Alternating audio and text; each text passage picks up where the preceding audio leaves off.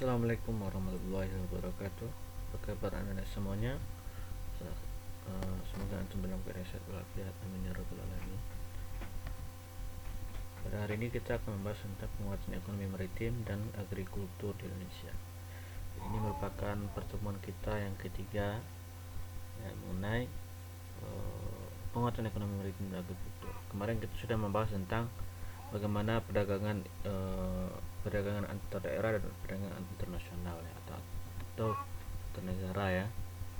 Jadi untuk bagaimana perdagangan antar negara ini bisa berjalan dengan baik ya, tentu ada barang yang harus dijual ya sebagai komoditas perdagangan antar negara. Jadi untuk mendukung ketersediaan komoditas perdagangan antar negara atau internasional itu perlu peningkatan ekonomi maritim ya, sebab sektor ini merupakan unggulan yang dimiliki Indonesia.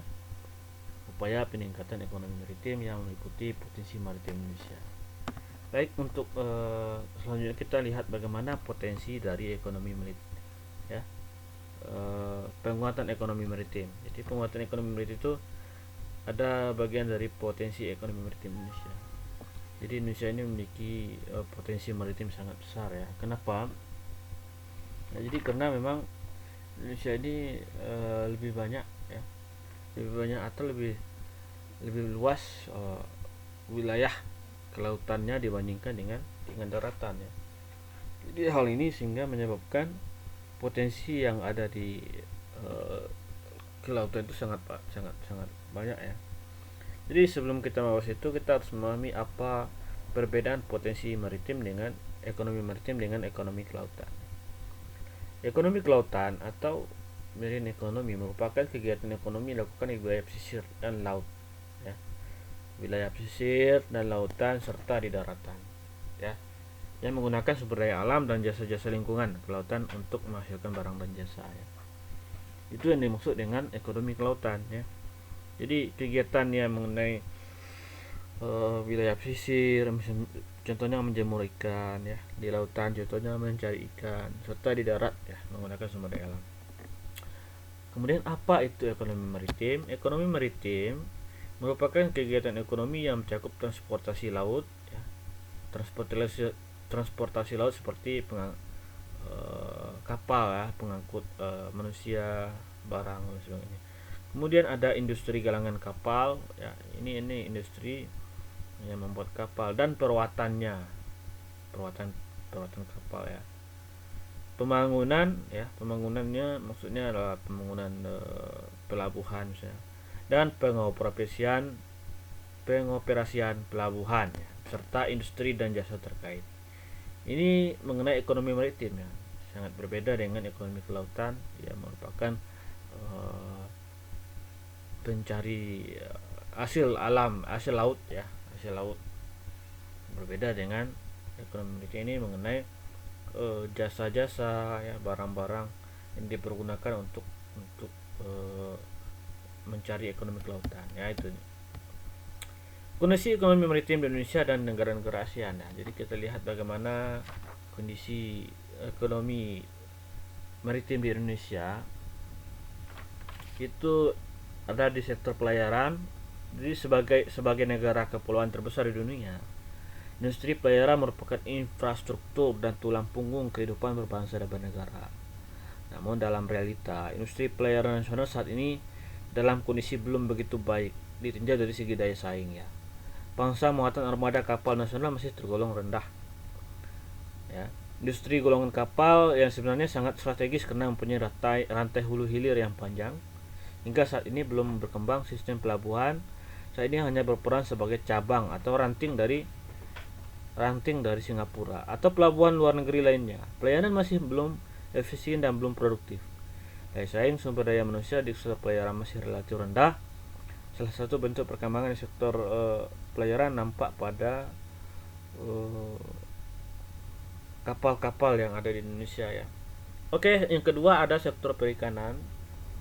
Jadi sektor ini sangat besar dan sepantasnya Indonesia menjadi negara industri ya, perikanan terbesar di Asia. Kenapa? Memang kita memiliki laut yang sangat luas. Namun demikian, kontribusi sektor perikanan terhadap pendapatan nasional itu masih rendah ya. Kenapa? Pertambahan kawasan budidaya perikanan pun masih sangat kurang. Ya, jadi itu. Kemudian sektor pariwisata bahari ya. Jadi pengembangan pariwisata bahari diyakini dapat mempunyai efek berganda ya, yang dapat menyerap tenaga kerja, meningkatkan pendapatan masyarakat, mendatangkan wisatawan yang berasal dari luar negeri ya. Selain itu, pengembangan pariwisata bahari mempunyai dampak positif untuk tumbuh untuk selain tumbuh bangkitnya jiwa dan budaya bahari yang dapat memberikan efek berganda dalam mendorong terwujudnya negara maritim yang tangguh. Nah, itu diharapkan ya, tetapi nyatanya sudah masih banyak ya, yang perlu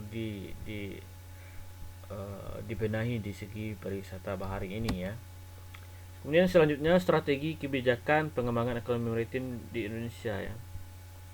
Jadi strategi kebijakan, jadi kita di Indonesia ini masih kecil produk domestik bruto dari pendapatan laut ya, itu sekitar 20%.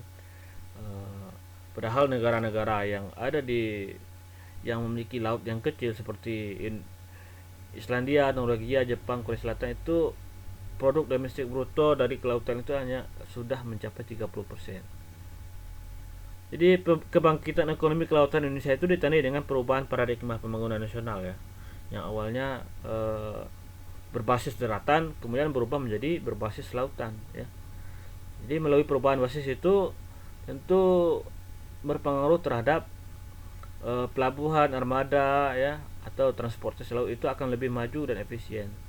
Semua produk dari pertanian dan tanaman pangan, hortikultur dan perkebunan itu harus melalui laut ya, sehingga bisa mengurangi biaya distribusinya, itu contohnya. Kemudian kita lanjut yang kedua, setelah kita memahami ekonomi maritim, sekarang yang kedua penguatan agrikultur di Indonesia ya. Ekonomi agrikultur merupakan upaya peningkatan perekonomian dengan memberdayakan sektor pertanian. Jadi ekonomi kreatif itu bertani ya. Jadi kegiatan pemanfaatan sumber daya hayati yang dilakukan manusia untuk menghasilkan bahan pangan, bahan baku industri, sumber energi, ataupun untuk mengelola lingkungan hidup. Ya, gitu. Bagaimana potensi agrikultur di Indonesia? Ya, potensinya sangat besar ya. Jadi salah satu negara yang termasuk dalam wilayah tropis memiliki potensi pertanian sangat baik.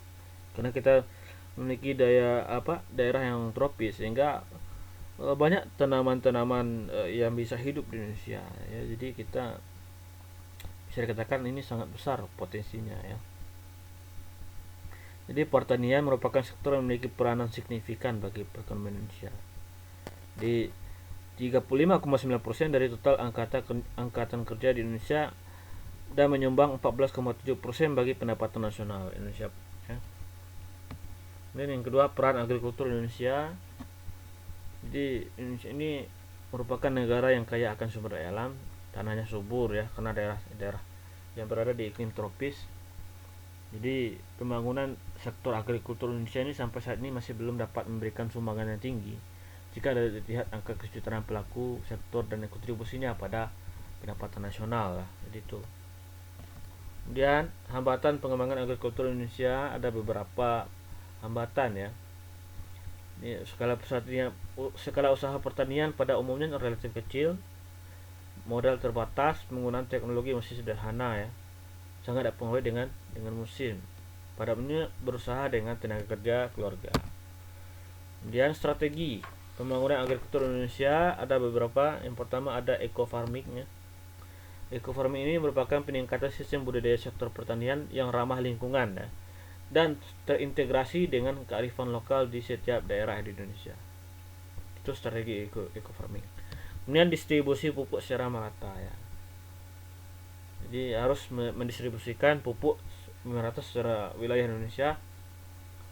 Ini merupakan strategi ya. Petani diminta menjumlahkan kebutuhan pupuk untuk kebutuhan tanamnya per hektar selama 1 tahun. Ya. Kemudian yang ketiga, perbaikan irigasi ya. Jadi pertanian yang berhasil tidak lepas dari baiknya sistem irigasi yang diterapkan. Jadi itu mengenai ekonomi maritim dan ekonomi agrikultur. Semoga antum bisa memahaminya. Saya akhiri pembelajaran kita hari ini dengan mengucapkan alhamdulillahirabbil alamin. Assalamualaikum warahmatullahi wabarakatuh.